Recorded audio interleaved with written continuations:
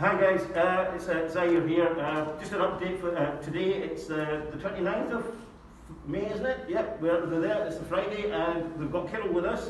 Kiril once again has made these amazing 3D masks, all set up, all done, ready to go.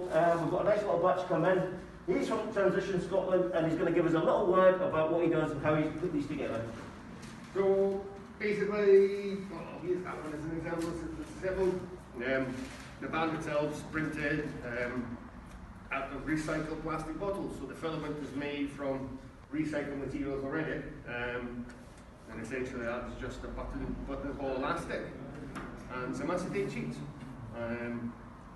One takes about just over an hour to print. On average, I make about 8 a day.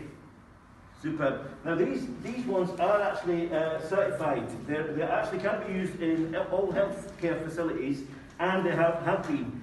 We have of course been distributing the full proper face shields that have been coming from manufacturers with the foam back and with the acetate sheet in front. These are the job's continually on the go. It's been a great result so far. Last night we did about 200 or 300 visors in the Falkirk area, and we continue to move out into other wider areas. Thanks very much. Brilliant. Thanks, Kiril. Thank you. Cheers, man.